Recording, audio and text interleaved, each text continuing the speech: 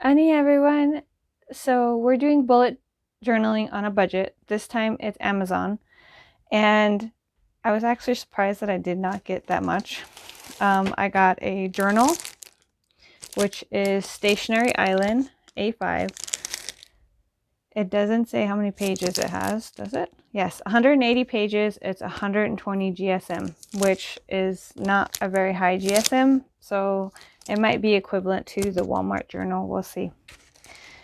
And then I got Papermate ink joy pens, and then I also got ink. And that's it for the Amazon. One of the other cool things was it was wrapped in brown paper, so I'm going to use what I have. So this is something that I'm going to add into my journal. So if you're going to journal with us, grab your journal and your pen. If you are here to just watch, grab a cup of tea and let's jump in it. So doing this pen test on the journal that I was able to get shows that there's not a lot of shadowing or ghosting, so that's good. I tried to get as high of a GSM as I could for it, and I was only able to, on my budget, get a journal, an ink pad, a pen set, and then I lucked out with getting brown paper in the shipping box. But the first layout for the cover page is tried to go for a gothic theme, and I went with stained glass windows, and I thought it was gothic, but my daughter informed me that it wasn't very gothic, so I might have to talk to her as my advisor for future gothic themes. But I used the colored pens for a little bit of dimension in the stained glass. And then with the craft paper, I glued it down before I thought about staining the edging with the ink pad. And so that was a oops mistake, but I penciled in the lettering and then I used the pen to kind of go over it. And the black pen actually kept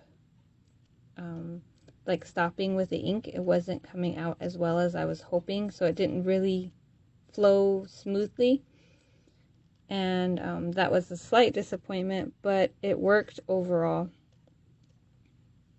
And then whenever I did the ink pad, I used a corner of a dish sponge and ripped it up, and then used that dry to dab the ink onto the corners of the craft paper, and it worked really well. It did get a little bit all over the place, which I probably should have used tape to square out where I wanted it so it didn't get everywhere, but it still turned out okay. And then we jump into the calendar page, and I did a 2-page layout because that is the type of layout that I like to use. And I did 3 skinny boxes on the side for goals. That way I wouldn't become too ambitious with my goals and kept them small, to the point, and not overly ambitious. That way they would be accomplished. And then on the right hand side, I did bigger boxes for ideals or events that were going on, different areas that I could fill in, and if I didn't have anything to add to them near the end of the month, maybe I would decorate inside one of the boxes, or multiple if that was what was left over.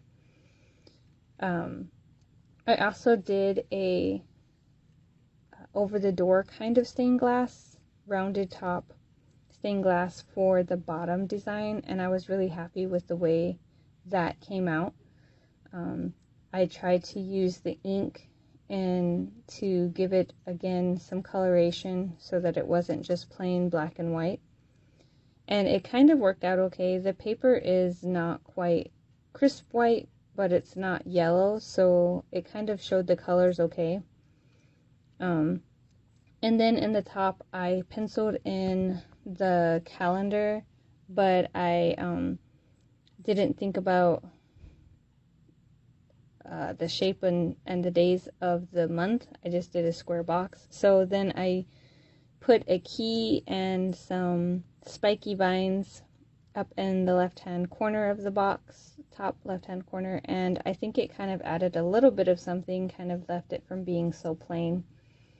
And I was going to add more design to it, but I thought I didn't want to overdo it. And then I added some craft paper in the corner of the calendar page to kind of tie it back to the cover page as well. And this time, though, I remembered to stain the brown paper before I glued it down. But that also meant that the ink got all over my hands, and even though I washed my hands, it was still staining paper and other things that I was grabbing. So be aware if you're using ink to make sure the ink is completely off before you start messing with other things.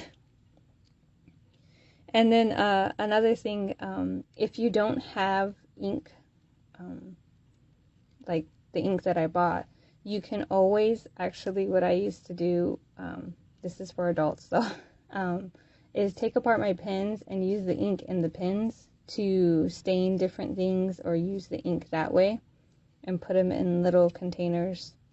That way I was still using the pen and I had ink available, because I didn't always have time to go or the ability to go get the ink pads or anything like that.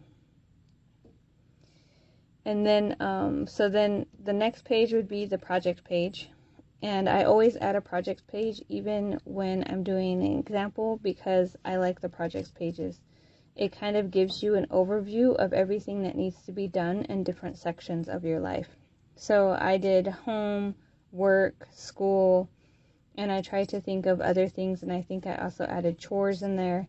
So that way, it gave an idea about what you could put in your projects. And having your projects laid out for you helps, so that way you can be like, okay, I got this project done.